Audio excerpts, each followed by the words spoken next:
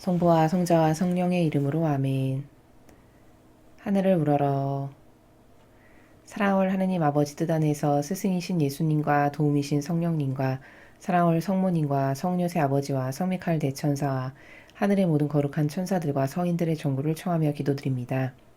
예수님과 어머니, 오늘도 일치하지 못하고 용이 되지 못하여 매 현순간 예수님과 어머니를 떠나서 살았던 수많은 그 빈 틈의 여백들을 오롯이 하나도 남김없이 다 채워드리기를 갈망하는 마음과 정신으로 저의 내적이고 외적인 모든 것을 예수님과 어머니 하나 되신 성심에 봉헌드리며 또 두 분의 성심을 통해 아버지 뜻에 봉헌드립니다. 오늘도 한결같은 사랑으로 인류에게 끊임없이 말씀을 주시고 성경을 통해 깨닫기를 원하셔서 진리의 날을 펼쳐 보이시는 예수님과 어머니의 지고하신 사랑에 저의 내적이고 외적인 온 열과 성을 다 쏟아부어 감사와 찬미와 영광과 흠숭을 드립니다. 너그러이 받아주시옵소서. 또한 예수님과 어머니, 인류에 살아가는 아버지께서 사랑하시는 자녀들의 눈과 귀를 어서 빨리 열어주시옵기를 간절히 청원드립니다. 부디 진리를 바라볼 수 있는 영안을 활짝 열어주시어 더 이상 마귀에게 속지 않을 수 있는 가련한 인류에게 자비를 베풀어 주시옵소서. 이 모든 기도 우리 주 그리스도를 통하여 비나이다. 아멘. 성부와 성자와 성령의 이름으로 아멘. 안녕하십니까. 하느님의 뜻 선교의 윤피아수녀입니다. 오늘도 성경 말씀을 통해서 하느님께서 우리에게 가르쳐 주시고자 하시는 그 진리의 나라를 여러분과 함께 학습해 보도록 하겠습니다.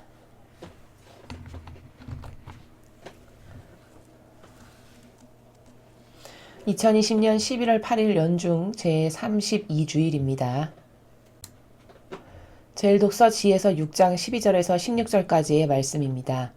지혜는 바래지 않고 늘 빛이 나서 그를 사랑하는 이들은 쉽게 알아보고 그를 찾는 이들은 쉽게 발견할 수 있다. 지혜는 자기를 갈망하는 이들에게 미리 다가가 자기를 알아보게 해준다. 지혜를 찾으러 일찍 일어나는 이는 수고할 필요도 없이 자기 집 문간에 앉아있는 지혜를 발견하게 된다. 지혜를 깊이 생각하는 것 자체가 완전한 예지다. 지혜를 얻으려고 깨어있는 이는 곧바로 근심이 없어진다. 지혜는 자기에게 막가진 이들을 스스로 찾아 돌아다니고 그들이 다니는 길에서 상냥하게 모습을 드러내며 그들의 모든 생각 속에서 그들을 만나준다. 주님의 말씀입니다. 하느님 감사합니다. 예, 여러분 그 세상에 살아가는 사람들도 지혜를 좋아합니다. 지혜를 갈망하고 지혜를 찾습니다. 우리는 보통 사람이 동물과 다른 것은 지성이 있기 때문이죠. 그리고 지성인은 지혜나 올바른 것, 참된 것, 진실한 것, 진리 이런 것들을 탐구하고 열망하기를 좋아합니다. 그러나 참된 지혜와 세상이 말하는 지혜는 굉장히 많은 차이를 가지고 있습니다. 세상이 지혜라고 말하는 것은 자기를 위한 것을 지혜라고 하죠. 그러니까 자기를 위해서 어떻게 남을 조금 속이고 타협하고 교묘하게 처신을 해서 나에게 이득이 돌아가게 하는 것. 그럼 참 지혜롭다 라고 지혜롭게 처신했다 라고 말하는 것이 세상에 변질된 지혜라고 하는 단어가 가지고 있는 뜻입니다. 그러나 오늘 우리는 1독서에서 도대체 지혜라는 것이 무엇인가 그 근원에 대해서 하느님 아버지께서 우리에게 깨닫게 하고 계십니다. 자, 지혜는 무엇에 뿌리를 두고 있는가? 그것은 참된 진실과 사실에 뿌리를 두고 있는 것이 바로 지혜입니다. 그러므로 지혜는 진리와 무관하지 않죠. 12절에 이렇게 말씀하십니다. 아버지께서 지혜는 바래지 않고 늘 빛이 나서. 자, 바랜다는 건 변질된다는 거죠. 변색이 된다는 겁니다. 근데 변질되지 않는다는 거죠. 그럼 여러분 세상에 존재하는 것 중에 변질되지 않는 것이 과연 있습니까? 단 하나도 없습니다. 오로지 진리만이, 즉 참되고 바르고 진실한 것만이 변질이 안 됩니다. 그러므로 지혜는 바래지 않고 늘 빛이 난다는 것은 변질이 없고 늘 빛이 난다는 건 항구하다는 거죠. 지속적이라는 겁니다. 영속성 가운데 있다라는 것이죠. 그러니까 변질되지 않고 영속성 가운데 있다라는 것은 참된 진실과 사실밖에는 없죠. 즉 참되고 진실한 것, 가장 참된 진실과 사실에 뿌리를 두고 있는 것이 지혜구나 라는 것을 12절을 통해서 우리는 발견할 수 있습니다. 자, 지혜가 무엇인지를 아버지께서 말씀하시고 그리고 나서 그를 사랑하는 이들은 쉽게 알아보고 그를 찾는 이들은 쉽게 발견할 수 있다. 이렇게 말씀하셨어요. 자, 그럼 쉽게 알아보고 또 쉽게 발견한다는 건 뭘까? 진실과 사실을 좋아하는 사람들, 올바르고 참된 것을 좋아하는 사람들, 그런 사람들은 금방 지혜를 바라볼 수 있고 찾을 수 있다는 겁니다. 왜? 자신의 기호와 똑같으니까요. 자신이 평상시에 늘 원하는 것이 바르고 참되고 진실한 것을 찾는 그 기호와 그 정신 가운데 살고 있기 때문에 바른 것이 지나가면 냉큼 저것이 지혜구나, 저것이 진리구나 이렇게 알아볼 수 있다라는 것이죠. 또한 그를 사랑하는 이들은 쉽게 알아보고 쉽게 발견한다라는 것은 이런 의미도 있습니다. 내가 평상시에 예수님이나 성모님의 정신으로 살아. 내가 평상시에 예수님이나 성모님의 가르침과 모범이 옳다라고 해서 그것만을 따르고자 하는 올바른 의지 가운데 살아. 혹은 내가 평상시에 두 분이 가르쳐 주시는 그 가르침과 모범과 그리고 카리스마 이런 것들을 좋아하는 사람이면 그 정신으로 고무적이 돼서 그 올곧은 의지 가운데 살아가는 사람이다. 그럼 지혜를 금방 알아볼 수 있고 금방 발견할 수 있다는 겁니다. 왜? 평상시에 예수님과 어머니의 정신으로 살아가기 때문에 그 지혜라는 것은 하느님 아버지에게서 나온 것이요 예수님이나 성모님에게서 나온 것이기 때문에 내가 그 정신으로 살면 당연히 쉽게 발견하고 쉽게 찾을 수가 있는 거다라는 것이죠. 지혜는 자기를 갈망하는 이들에게 미리 다가가 자기를 알아보게 해준다.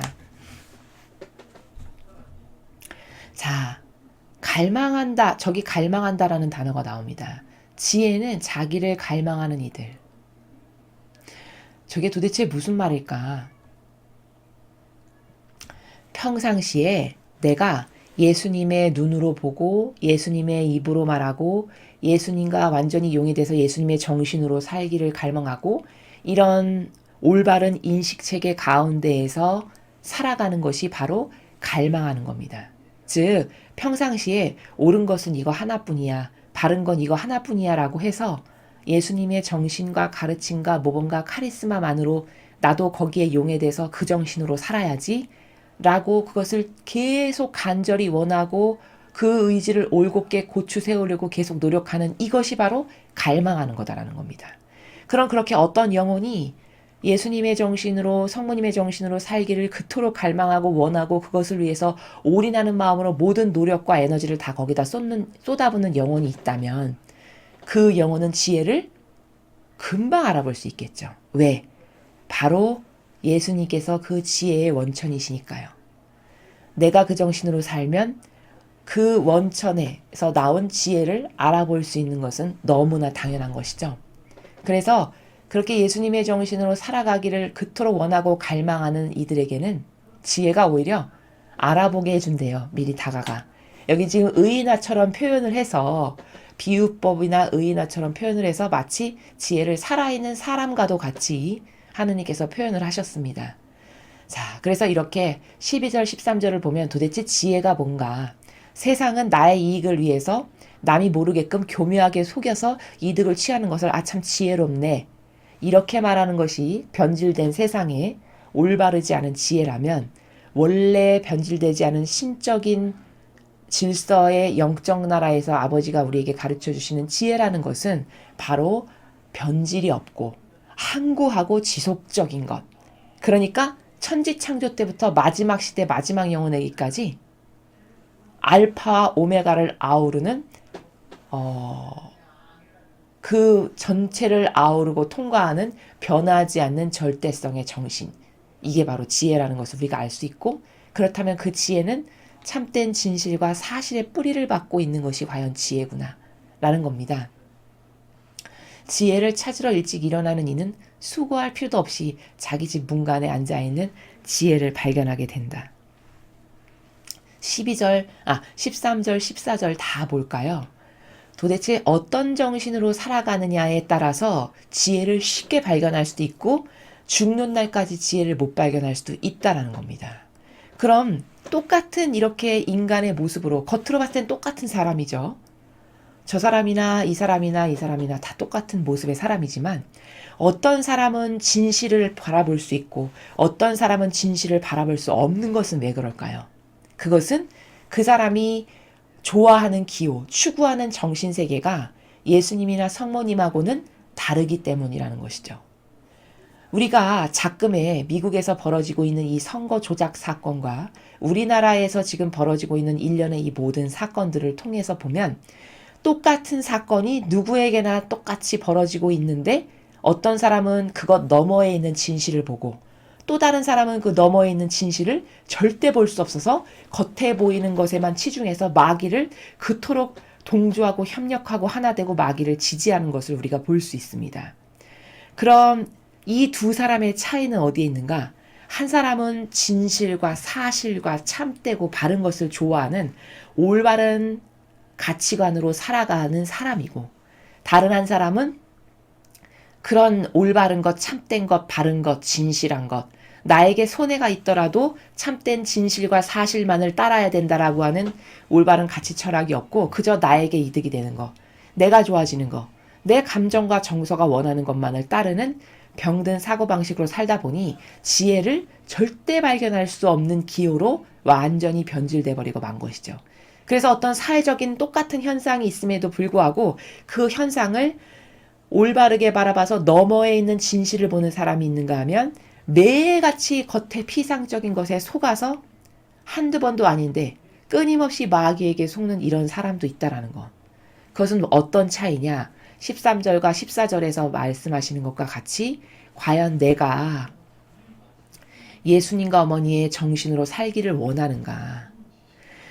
원한다면 왜 원하는가? 그게 참되고 바르니까. 그것만이 퍼펙트하니까. 그것만이 세월이 지나고 시간이 흘러도 변함없이 올바른 유일무이한 절대적인 가치니까.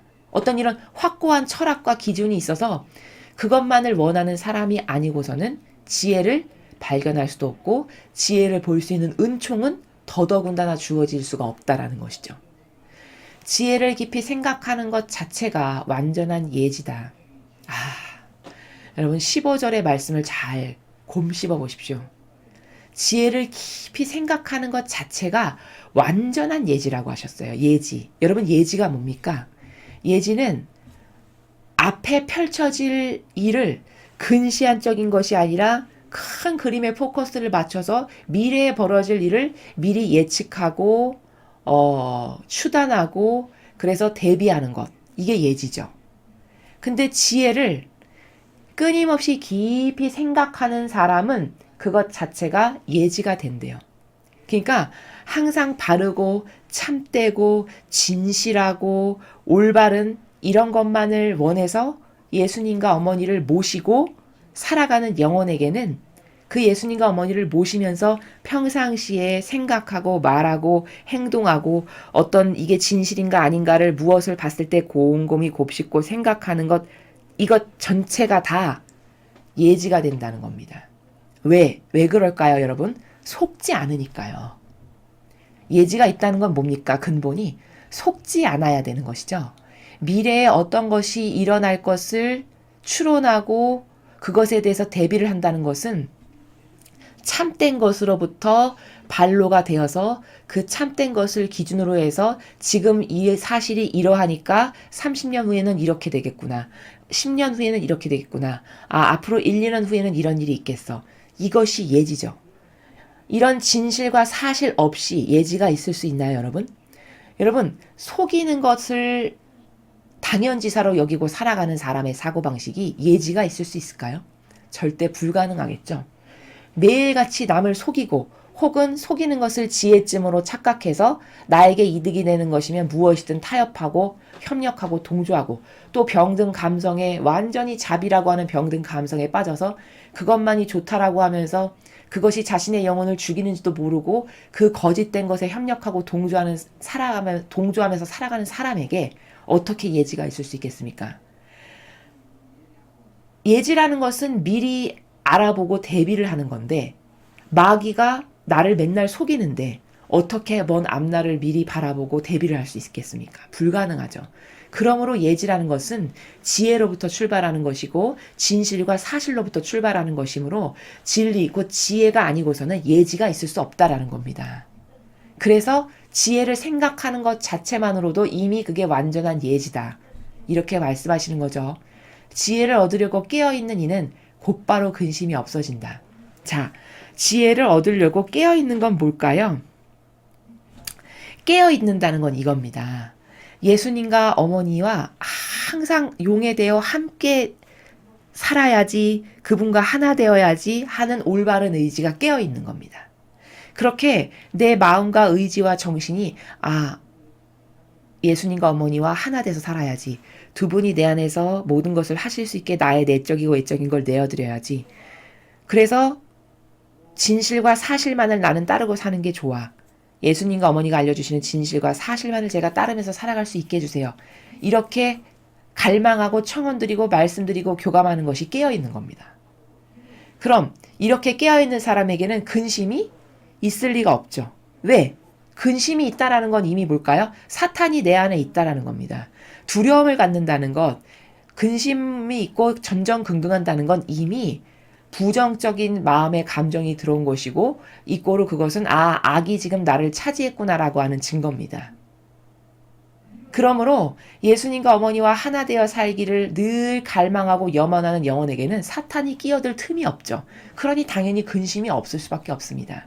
그런 영혼에게는 지금 당장 죽는다 한들 두려울 것이 없어요. 여러분 구약의 다니엘을 보십시오.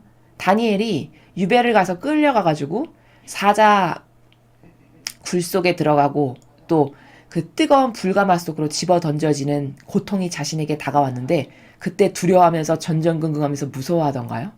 오히려 대범하고 담대하게 나를 집어넣을 테면 집어넣어봐라. 내가 만약에 여기서 죽는다면 그게 아버지 뜻이시라면 나는 여기서 죽어야지. 이런 배짱과 이런 완전한 신뢰와 믿음과 의탁으로 살아가기 때문에 전혀 근심 걱정이 없죠. 바로 이런 상태.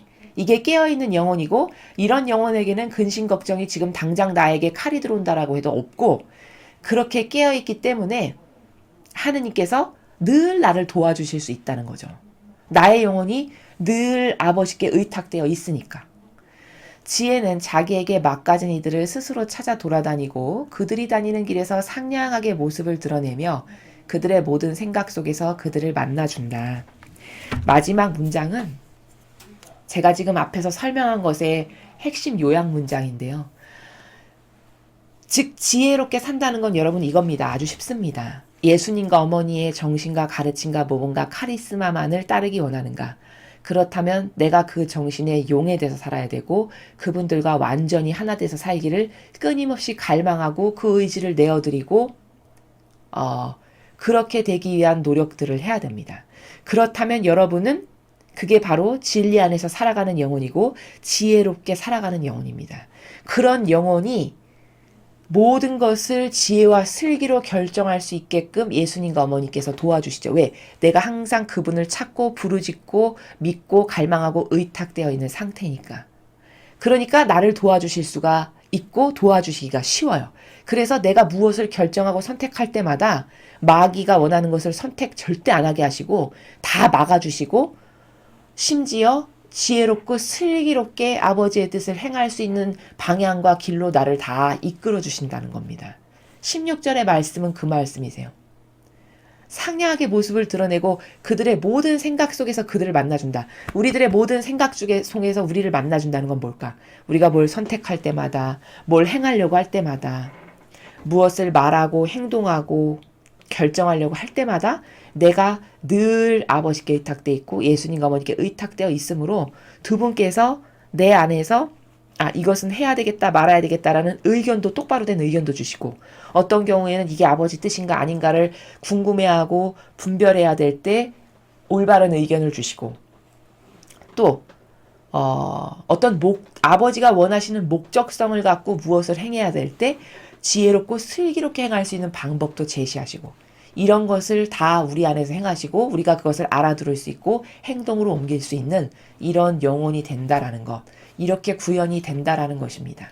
그래서 지혜는 그 근원이 참되고 바르고 그리고 진실하고 영속적이며 지속적이고 그리고 변질이 없는 바로 이런 거다. 그래서 이런 세계를 한 단어로 한 문장으로 요약하면 참된 진실과 사실이구나. 그리고 완벽하게 참된 진실과 사실을 그럼 지혜롭게 평소에 이런 완벽한 진실과 사실의 나라에서 내가 살려면 나는 어떤 액션과 어떤 방법을 취해야 되냐? 예수님과 어머니를 마음과 정신에 모시고 살면 된다는 겁니다. 그 두 분의 정신과 가르침과 모범과 카리스마야 하나 되기를 열망하고 갈망하는 그 믿음과 나의 내적이고 외적인 것을 계속 봉헌드리고자 하는 이런 옳은 의지 가운데 두 분을 마음에 모시고 살면 두 분께서 나에게 지혜와 슬기의 영도 넣어주실 수 있고 내가 무엇을 분별할 때 올바른 참된 진실과 사실도 분별할 수 있도록 도와주시고 이렇게 나를 이끌어 주신다. 그래서 지혜롭게 살 수 있도록 우리를 이끌어 주신다. 라는 것입니다. 이것이 바로 지혜의 나라다. 라는 것을 여러분에게 말씀드립니다. 제2독서 사도 바오로의 테살로니가일서 4장 13절에서 18절까지의 말씀입니다. 형제 여러분, 죽은 이들의 문제를 여러분도 알기를 바랍니다. 그리하여 희망을 가지지 못하는 다른 사람들처럼 슬퍼하지 말라는 것입니다. 예수님께서 돌아가셨다가 다시 살아나셨음을 우리는 믿습니다. 이와 같이 하느님께서는 예수님을 통하여 죽은 이들을 그분과 함께 데려가실 것입니다. 우리는 주님의 말씀을 근거로 이 말을 합니다. 주님의 재림 때까지 남아있게 될 우리 산 이들이 죽은 이들보다 앞서지는 않을 것입니다. 명령의 외침과 대천사의 목소리와 하느님의 나팔 소리가 울리면 주님께서 친히 하늘에서 내려오실 것입니다. 그러면 먼저 그리스도 안에서 죽은 이들이 다시 살아나고 그 다음으로 그때까지 남아있게 될 우리 산 이들이 그들과 함께 구름 속으로 들려 올라가 공중에서 주님을 맞이할 것입니다. 이렇게 하여 우리는 늘 주님과 함께 있을 것입니다. 그러니 이러한 말로 서로 격려하십시오. 바로 사도가 테살로니카에 살아가는 성도들에게 쓴 편지였습니다. 자, 바오로 사도는 지금 이야기하고 있는 나라가 우리도 부활할 것이니까 우리도 예수님처럼 혹은 성모님처럼 부활할 것이니까 그것에 대한 희망을 가지고 서로 격려하면서 열심히 신앙생활을 하십시오. 바로 이겁니다. 말하고자 하는 요지는. 자, 근데 문제는 뭐냐? 모두가 다 부활하는 것은 아니죠. 자, 어떻게 하면 예수님이나 성모님처럼 부활할 수 있는 것인가? 그것에 대한 것을 성도들에게 가르쳐 줘야 되겠죠. 그것은 이 마지막 시대에는 지금이 이제 성화의 시대를 앞두고 있는 시대인데 이 마지막 시대에는 어떤 사람만이 우리도 예수님이나 성모님처럼 부활할 수 있는 것인가? 그것은 완전히 예수님과 어머니의 정신에 용해돼서 나라고 하는 내 자아나 내 인간적인 어떤 뜻이나 내 선, 내 기호, 내 정서 이런 건 찾아볼래야 찾아볼 수 없는 영혼으로 완전히 용해됐을 때 그런 사람만이 부활할 수 있습니다. 그럼 불가능한 것이냐? 아닙니다. 불가한 것이 아닙니다. 여러분 인간 중에 부활한 사람이 성모님이 계시죠. 구약에 보면은 산채로 들어올려진 엘리야도 있습니다. 물론. 자, 그럼 이렇게 사람도 얼마든지 부활이 가능하다라는 예표가 이렇게 성모님도 보여주셨고 구약의 엘리야 예언자 같은 이런 사람들도 저렇게 산채로 들어올려질 수 있구나. 성모님처럼 부활할 수 있구나가 우리가 그것이 가능하다라고 하는 예표로 보여주신 겁니다. 여러분, 성모님 같은 경우는 요즘은 어느 정도냐면 성모님의 발현이 어떤 사람이 그 아프리카 쪽인가인데 공중에 성모님이 발현하셨다라고 해서 사진을 찍었는데 푸른색 망토로 흩날리시는 성모님의 형상이 핸드폰 카메라 동영상으로도 찍히는 시대입니다.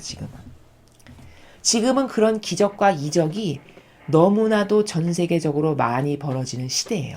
이게 마지막 시대이기 때문이거든요. 그럼 성모님은 우리랑 똑같은, 예수님은 신이시니까 그럴 수 있다라고 예를 든다면, 그럼 성모님은 우리랑 똑같은 육을 지닌 인간이셨는데 부활하셨죠. 승천 대축일을 우리가 기념하잖아요. 들어 올려지셨단 말이죠. 그럼 인간도 그렇게 얼마든지 될 수 있다라는 것을 성모님께서 모범으로 보여주신 거라는 거죠. 그럼 도대체 이렇게 우리도 부활할 수 있으니까 그런 희망을 가지고 사십시오. 이렇게 막연하게 그냥 좋은 말만 하기보다는 그럼 어떻게 하면 부활할 수 있냐라는 것을 가르쳐주면 더 좋겠죠. 왜? 성도들이 그런 노력을 할 수 있으니까요. 어떤 사람이 그렇게 부활이 가능한가? 성모님처럼 살면 부활이 가능해지는 거죠. 성모님처럼 산다는 건 뭔데요? 성모님은 완덕의 어머니라고 불리우십니다. 그 완덕이 뭘까? 성모님의 수많은 은총과 성모님이 이루신 놀라운 아름다운 다양한 속성이 이루 헤아릴 수 없이 많지만 그 중에서 가장 위대하신 것을 뽑아라 한다면 완덕을 뽑을 수 있습니다. 그럼 완덕이 뭐냐? 완벽하신 분과 온전히 완벽하게 하나 되신 거.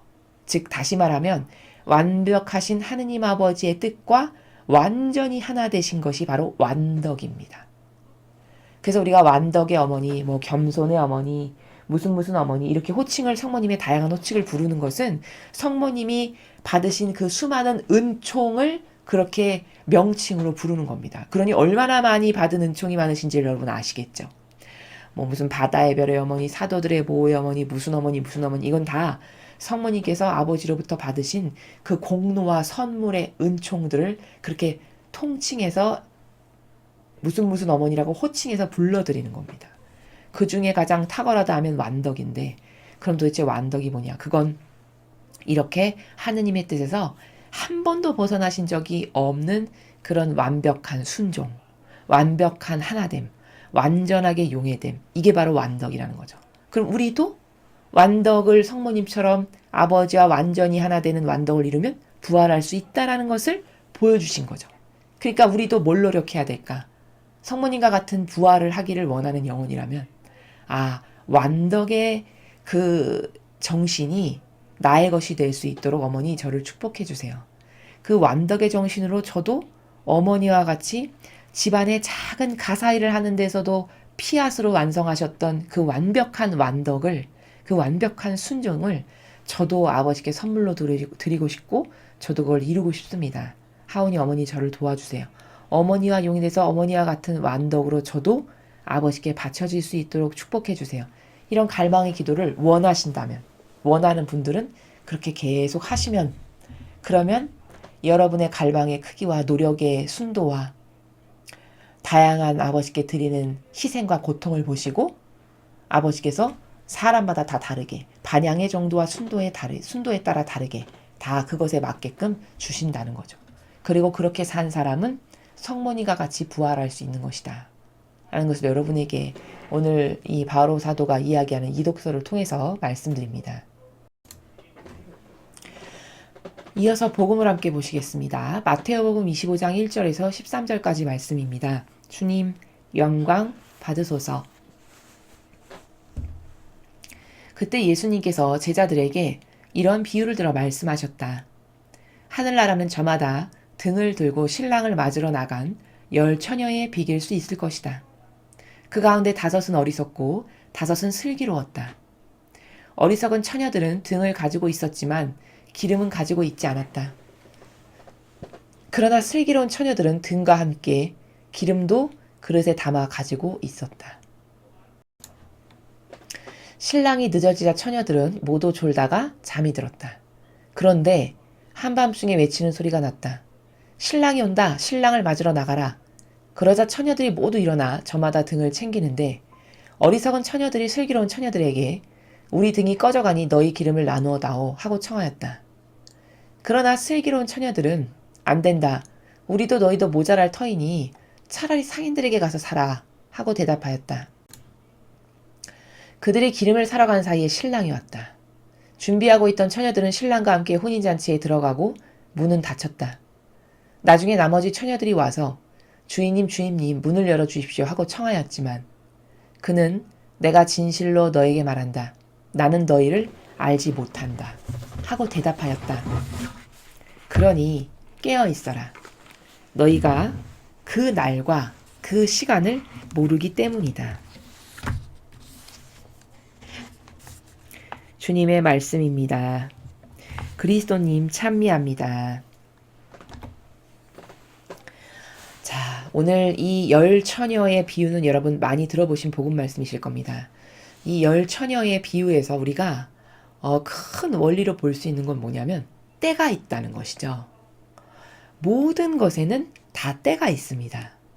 그래서 성경에도 보면 예수님께서 씨 뿌릴 때가 있고 그것이 한참 열심히 생명력을 발휘하면서 막 성장하고 자라나야 할 때가 있고 그리고 그것이 다 자라나서 벼가 익어서 고개를 푹 숙이고 황금들판이 되면 마침내 추수할 때가 있다라는 거죠. 사람은 이 때를 아는 게 예지가 있는 사람입니다. 때를 알고 준비하는 것이 지혜와 슬기가 있는 사람이라는 것이죠. 오늘 바로 이 열 처녀의 비유는 그 때가 있다라는 것을 예수님께서 제자들에게 말씀하시는 겁니다.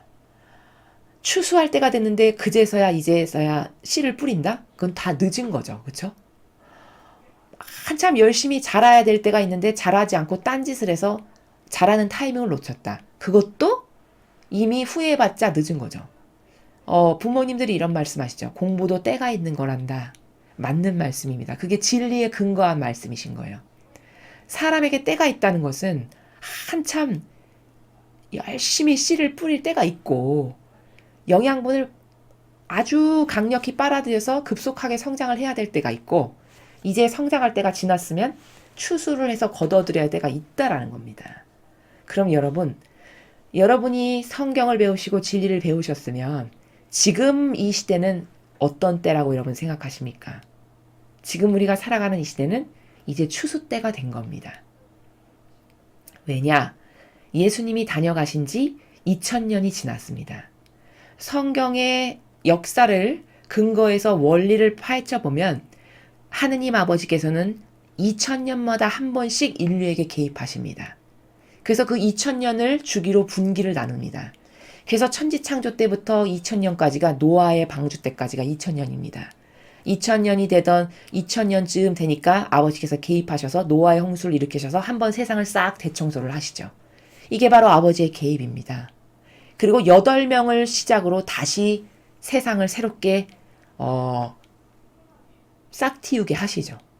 그래서 2000여 년이 지났습니다. 노아의 방주 때부터. 그러니까 아버지께서 또 개입을 하시는데 그때 예수님께서 세상에 오셨습니다. 즉 노아의 방주 때부터 예수님까지로는 대략 2000여 년의 시간이 흐른 겁니다. 그래서 예수님이 오셨어요. 아버지가 개입하셔서. 그래서 인류에게 새로운 신적 질서도 가르치시고 진리도 가르치시고 회개해라, 뉘우쳐라, 이렇게 해야 된다, 저렇게 해야 된다. 많은 것들을 가르치시고 기적과 이적과 표징 이런 것들을 다 보이셔서 새로운 하느님의 나라를 이 지상에다가 갖다가 모범과 예표를 심으시고 보이시고 씨앗을 뿌리신 거예요. 자, 그로부터 이제 또 2000년이 지났죠. 예수님이 다녀가신 지 지금이 2020년이니까 무려 2000년이 지나고도 20년이 지난 겁니다. 그러므로 이제 뭐냐? 이제 또 한 번 아버지께서 개입하실 때가 된 거예요. 그래서 우리는 요한계시록을 잘 봐야 된다, 다니엘 예언서를 잘 봐야 된다라고 누누이 말씀을 드린 것은 지금이 아버지가 개입하실 마지막 때이기 때문입니다. 그럼 인류가 망하냐? 아닙니다. 노아의 방주 때 노아를 8명의 가족을 살려두시고 그 8명을 시작으로 다시 시작하셨죠. 이 시대도 아버지가 이제 개입하실 때가 점점 다 가까이 다가오고 있는데 이 시대가 이제 망해서 지구가 완전히 멸종하는 게 아니라 성화의 시대라고 하는 새로운 시대를 여실 겁니다. 이미 성화의 시대는 시작됐어요. 사실은 본질의 나라에서는. 어떻게 장담하냐? 과거 그 어떤 시대에도 하느님 아버지께서 인류에게 직접 말씀하셨던 시대는 없습니다. 구약도 아버지께서 말씀하실 때는 몇 명의 예언자를 꼽아서 단독적으로 만나서 그를 통해서 인류에게 말씀을 선포하셨습니다. 근데 지금은 어떤 시대냐? 아버지께서 대중을 위한 메시지를 그냥 모든 인류에게 선포하시는 시대예요. 저희가 매일 메시지 해설을 드리는 바로 그 대중의 메시지가 하느님 아버지께서 직접 말씀하시는 메시지라는 겁니다. 근데 그렇게 하느님 아버지께서 직접 말씀하시는 시대가 과거 그 어느 때도 없었다는 말이죠. 그럼 이건 뭘까? 뭔가 새로운 매듭이 지어졌고 새로운 시대가 시작됐다라고 하는 표징으로 보아도 무리가 없다는 거죠. 게다가 그것만이 있는 게 아니라, 자, 그럼 그렇게 마라나타라고 하는 성지에서 아버지께서 말씀하신 지가 지금 몇 년이 됐냐? 제가 따져보니까 과거에는 예수님이 발현해서 말씀하시거나 성모님이 발현하셔서 말씀하시거나 혹은 천상에 있는 성인 성녀들을 파견하셔서 말씀하셨어요. 그 마라나타 성지에서요. 근데 이렇게 하느님 아버지께서 요즘엔 직접 말씀하시잖아요. 직접 말씀하신 지가 2017년 7월 1일부터 직접 말씀하시기 시작하셨습니다. 그럼 이건 뭘까? 본질의 나라에서는 2017년 7월 1일부터 아버지께서 개입하셔서 새 시대의 포문을 여셨다라는 뜻입니다. 영적으로 보았을 때. 그럼 벌써 새 시대가 시작된 지 3년이 된 거죠, 여러분. 사람 눈에는 근데 그 변화가 보이냐? 당연히 안 보이죠. 사람은 감지할 수도 없습니다. 왜? 이 지상에서 아무런 변화도 없어 보이니까요. 그치만 교회라는 것은요, 눈에 보이는 성당만이 교회가 아닙니다. 예수님도 그리스도 교를 세우실 때 성당부터 지으셨나요? 아니요. 제자부터 뽑으셨습니다. 제자들을 먼저 뽑고 12명의 제자들이 곧 그 시대의 성전이었습니다. 다니면서 복음 선포하고 진리 전하고 예수님께서 가르쳐 주신, 나중에는 제자들도 치유도 다 하고 이렇게 했죠. 성령 강림 이후에. 그럼 뭐냐? 그들이 각자가 주님의 교회였던 거죠. 근데 사람은 착각하죠. 새 시대가 됐어. 새 교회가 세워졌대. 어디? 어디 건물이 있지? 이거는 형상에 치우친 사고방식이기 때문인 겁니다. 그리스도께서 이 지상에 오셨을 때를 가만히 살펴보십시오. 성당부터 지었냐? 아니시라는 거예요. 교회를 세우시는데, 그리스도교를 세우시는데 12명의 제자부터 뽑으시더라는 거죠. 그럼 이건 뭘까? 눈에 보이는 유형의 어떤 건물이 아니라 새로운 시대의 성전이라는 것은 사람, 그들의 마음 안에 먼저 성전을 지으신다는 겁니다. 그래서 아버지께서도 2020년 10월 27일 메시지를 여러분 보십시오. 10월 27일 메시지를 보면 이제 이 시대, 이 새로운 시대의 성전을 내가 너희들의 마음 안에 짓는다라고 선포하고 말씀하셨습니다. 그게 10월 27일 주신 메시지입니다. 그럼 이거는 뭘까? 본질에서 이미 새로운 성화의 시대가 2017년 7월 1일부터 말씀을 아버지께서 선포하셨으니까 그때부터 시작된 거고, 본질의 천상의 나라에서는. 그리고 이제 내가 나의 교회를 나의 남은 신자들의 마음 안에다가 내가 세운다라고 선포하신 날이 10월 27일이라는 겁니다. 며칠 전이죠. 그럼 이제 피앗 교회, 즉 새 예루살렘, 새 하늘 새 땅이라고 불리우는 그 새로운 성화의 시대의 성전이 사실은 하느님을 갈망하고 의탁하고 예수님과 어머니와 용해되기를 갈망하는 그 남은 신자들의 마음 안에 이제 그 성전이 새롭게 건설된 겁니다. 이렇게 본질의 나라는 이미 시작이 됐습니다. 성화의 시대가. 그러나 형상적으로 눈에 보이는 어떤 가시적인 건물이 생기거나 이런 것은 나중에 후자의 문제가 되는 것이죠. 그래서 성화의 시대는 이미 시작됐다는 거. 2017년 7월 1일부터 아버지께서 인류에게 직접 말씀을 주시기 시작한 그때가 벌써 천상의 나라에서는 이미 3년 전 7월 1일부터 이제 아버지께서 직접 다스리시는, 성화의 시대의 특징이 뭡니까 여러분? 직접 다스리신다는 거예요. 예수님께서, 그리고 아버지께서. 예수님께서 1000년 동안 인류를 다스려 보시고 진리로, 그리고 1000년 동안 세상도 그렇죠. 시뮬레이션을 먼저 하죠. 올바른 완벽한 어떤 그 기공식이랄까요? 이런 걸 하기 전에 시뮬레이션을 많은 수차례 걸친 시뮬레이션을 해보잖아요. 마찬가지입니다. 예수님께서 1000년 동안 이 세상을 진리를 가지고 다스리실 거예요. 우리는 그걸 성화의 시대라고 합니다. 그리고 1000년이 지나서 완벽하게 시뮬레이션이 끝나고 세팅이 끝나면 아버지 받으십시오. 이제 아버지께서 직접 다스리실 세상이 이렇게 완성되었으니 아버지가 다스리십시오 하고 아버지께 봉헌 드린다라고 요한계시록에 나와 있습니다. 그러니 그렇게 예수님이 다스리시는, 즉 진리라고 하는 하느님의 뜻, 신적 질서라는 것으로 세상이 다스려지는 시대가 이미 시작됐다라는 겁니다. 본질적으로는. 사람 눈에만 보이지 않고 유형의 어떤 건물 이런 것밖에는 모르는 인간 눈으로 봤을 때는 인정할 수가 없겠지만 본질의 나라에서는 이미 이렇게 시작됐다라는 것을 제가 여러분에게 메시지를 통해서 입증을 드리는 겁니다. 자, 성화의 시대가 이렇게 시작됐습니다. 자, 그런데 이 말씀은 뭐냐? 깨어 있어라. 너희가 그날과 그 시간을 모르기 때문이다. 무슨 말이냐? 때가 있어요. 이렇게 성화의 시대에 때가 있고 추수 때가 있고 씨 뿌릴 때가 있고 자랄 때가 있습니다. 지금은 누누이 말씀드리지만 추수 때입니다. 요한계시록에 나오는 추수의 때라는 말이죠. 그래서 이 추수의 때는 왜 이렇게 악이 전 인류를 잡아먹지 못해서 미국까지 저렇게 들쑤시고 난리를 피냐? 이게 바로 마지막 때라는 징표입니다. 왜? 마지막 때는 이렇게 더할 나위 없이 악이 기승하고 들끓어 나와가지고 수많은 영혼을 속이고 잡아먹고 지옥으로 끌고 가기 위해서 마지막 발악을 할 텐데 지금이 바로 그때입니다. 여러분도 느끼시죠? 피부로. 조금만 영적인 것을 배우신 분들은 아, 이건 진짜 전례 없는 유례 없는 악의 극치다라는 것을 아실 겁니다. 그게 남의 나라의 선거에 개입해서 그 부정을 뭐 일개 몇 명이 저지르는 게 아니라 온 뉴스와 매스컴이 일치 단결해서 부정을 저지르고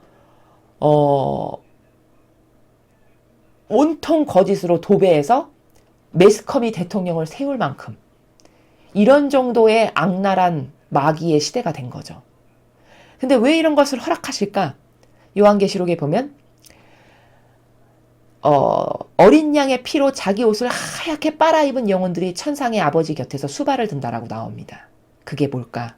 이 마지막 시대에 이런 악이 기승하는 시대에 누가 저 악과 협력하고 동조하고 하는지 혹은 누가 저 악과 협력하고 동조하지 않고 끝까지 정의와 공정과 진리를 부르짖어서 아니오를 아니오라고 하는지 이 시대에 명확히 가려질 겁니다.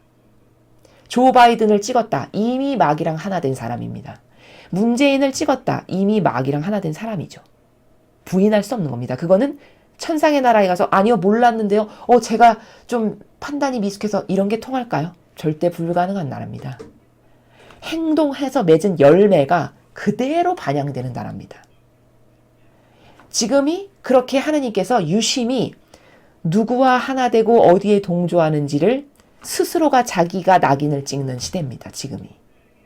그래서 위험하고 굉장히 조심스러워야 되고 사리 분별을 똑바로 해서 선에게 하나 되고 협력하고 동조하지 않으면 정말 이 마지막 시대는 불행하기가 전부 다 지옥으로 끌려갈 수밖에 없는 그런 수많은 덫이 여기저기 할 것 없이 다 전 인류와 사방팔방에 깔려있는, 그래서 발 하나 잘못 디디면 덫에 콱콱콱콱 잡히는 이런 시대가 지금의 시대라는 겁니다. 이렇게 시대와 때가 있다라는 거예요.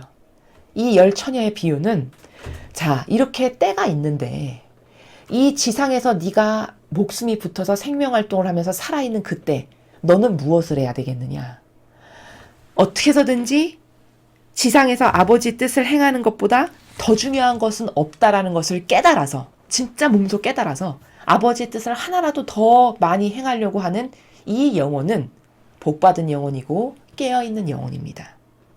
바로 때를 알고 거시적 관점을 갖고 이 살아있을 때만이 아버지의 일을 행할 수 있지 죽고 난 다음은 심판밖에 없습니다. 거기서 뭔가를 만회하거나 뒤집을 수 있는 가능성의 기회가 제로, 전혀 주어지지 않는, 오로지 그 기회는 살아있을 때 이 지상에서 우리가 죄인이지만 주신 생명으로 활동을 할 수 있을 때 이때만이 유일무이한 기회라는 겁니다.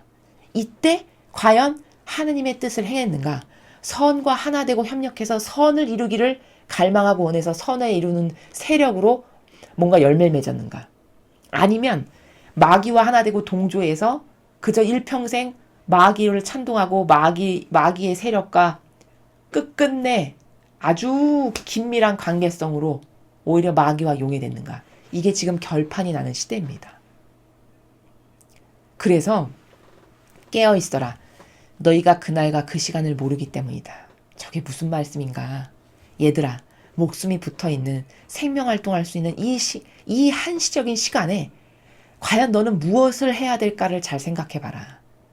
무엇을 하는 것이 너의 영혼에게 유익이 되고 또 너가 살아가는 삶에 유의미한 목적성을 갖는 것은 과연 뭔가. 그것은 오로지 하느님 아버지 뜻을 행하는 것 말고 그 어떠한 것도 의미로 남는 것은 아무것도 없을 거라는 것을 과연 깨닫는가.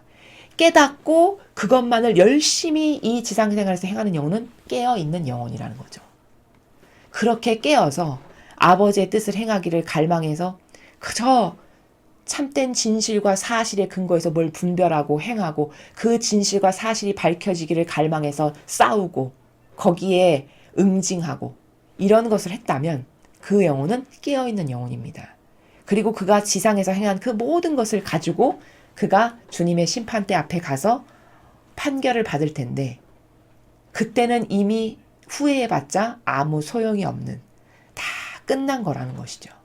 그러니 한시적인 이 시간 동안에 네가 어떤 의미적 존재로 살아갈 것인가 라는 것에 대해서 심사숙고하고 냉정하게 고찰할 줄 알고 어떤 의미를 남기고 죽을까에 대해서 객관화를 가질 줄 알아야 된다.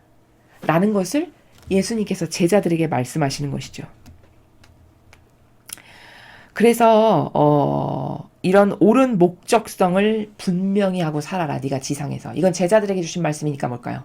네가 아버지의 뜻을 행하는 데 있어서 늘 항구하고 변절되지 말고 그리고 지속적이고 그리고 그 목적성을 향해서 그 목적을 잃어버리지 말고 항상 그 목적을 위해서 밥을 먹는 것도 그 목적을 위해서 아버지 뜻을 이루기 위해서 화장실을 가는 것도 아버지 뜻을 이루기 위해서 내가 길거리를 걸어가는 것도 아버지 뜻을 이루기 위해서 내가 오늘 회사에 가서 일을 하는 것도 이 일을 통해서 아버지 영광이 드러나게 하기 위해서 오로지 다 하느님과의 관계성과 목적성을 결부시켜서 사는 삶 이것만이 가장 가치로운 삶이고 유의미한 삶이고 너의 영혼이 천상나라의 아버지 나라에 갈 수 있는 유일한 길이다 라는 것을 네가 알고 깨닫거라. 그리고서 그것을 행해라. 그게 깨어있는 겁니다. 이게 너무 중요해서 예수님이 이렇게 제자들에게 비유로서 설명을 하셨고 같은 나라에서 하느님 아버지께서는 마라나타 메시지를 통해서 요즘 우리에게 뭐라고 말씀하시냐. 이거랑 똑같은 나라를 매 현순간 나에게 의탁하라. 매 현순간 깨어있어라. 매 현순간을 나와 함께 지내라. 매 현순간 거룩한 사랑 안에서 살아라. 이렇게 말씀하시죠. 그게 바로 오늘 예수님이 말씀하신 것과 똑같은 정신세계입니다. 매 현순간 그 1초 1초 지금 째깍째깍 지나가는 그 순간순간마다 하느님께 의탁하고 하느님께 맡겨드리고 내적이고 외적인 것을 맨날 아버지 성심에 쏟아붓고 이게 바로 뭡니까? 이게 바로 깨어있는 삶이죠. 이게 바로 무엇을 하건 그것이 다 아버지의 뜻이 이루어지기만을 갈망하는 사람이 살아가는 정신세계 같은 나라라는 겁니다. 그러니까 신약시대에는 예수님께서 저렇게 말씀하셨던 것을 이 시대에는 이 성화의 시대에는 아버지께서 매 현순간 나에게 의탁해라. 나에게 맡겨라. 거룩한 사랑 안에서 매 현순간 살아라. 이게 바로 저렇게 깨어있어라. 네가 마지막을 맞이할 그 시간과 날짜를 너가 모르잖니. 그러니 평상시에 깨어서 네가 가장 유의미한 너의 영혼에게 그게 뭘까? 그게 아버지 뜻 이루어지는 것. 진리를 수호하고 지켜내는 것. 공정과 정의를 하느님의 신적 질서 가운데에서 내가 구현하는 거. 이게 바로 깨어있는 삶이죠. 그것을 해라. 이것은 영원히 할 수 있는 것인가요? 때가 있다는 겁니다. 다 때가 있다라는 거예요. 죽고 나면 하고 싶어도 할 수 없는 것들이라는 거죠. 그러니 얼마나 중요할까? 때를 아는 건. 지혜와 예지, 슬기. 바로 그런 것은 이렇게 때를 분별하고 지금이 마지막 시대인 걸 알고 이 때에 맞춰서 지금이 이제 심판을 눈앞에 두고 있는 마지막 시대. 그래서 악이 이렇게 기승이 심한 거지. 정신 똑바로 차려야지. 이 악에게 속아 넘어가서 동조하고 협력 안 하려면 그러려면 정신을 똑바로 차려야 돼. 그러려면 진리를 소화하고 지켜야 되니까 나에게 손해도 때로는 오겠죠. 왜? 진실만을 말해야 되니까. 사실만을 말해야 되니까. 모두가 속여서 이득을 보는데 나만은 속이지 않아야 하니 나에게 손해가 올 때도 있겠죠. 그럼에도 불구하고 나는 하느님이 원하시는 것만을 할 거야. 하느님이 기뻐하시는 거. 이때 예수님이 어떻게 하셨을까? 목에 칼이 들어와도 진실, 사실만을 하셨어. 이런 정신으로 살아가는 누군가가 있다면 그것이 바로 백옥같이 흰 어린 양의 피로써 자신의 옷을 빨아입은 그런 사람들이, 그런 영혼들이 되는 것입니다. 자, 그래서 오늘 지혜가 뭔가, 지혜라고 하는 나라가 뭔가에 대해서 배웠고, 그리고 모든 것은 다 때가 있다는 거. 영원할 것 같던 그 젊음이 영원하지 않듯이 영원할 것 같은 목숨이 절대 영원하지 않습니다. 그 한시적인 것을 나는 얼마나 사실적으로 인식하고 살아가는가. 우리는 굉장히 망상의 존재입니다. 마치 영원히 살 것 같이, 마치 내가 죽을 날은 앞으로 한참 남은 것과 같이 그런 마음으로 살아가죠. 그러나 그것은 근거 없는 어떤 진리의 뿌리를 두지 않은 헛된 망상에 불과한 겁니다. 매일매일 매 순간을 어떤 마음과 정신으로 아버지께 의탁하고 진리를 사랑하고 그것을 지키기 위해서 희생을 감수하는, 그래서 아버지 뜻이 이루어지기만을 갈망하는 이런 정신으로 살아가는 여러분 모두가 되셨으면 좋겠습니다. 이상으로 2020년 11월 8일 연중 제 32주일 복음 해설을 마치겠습니다. 감사합니다.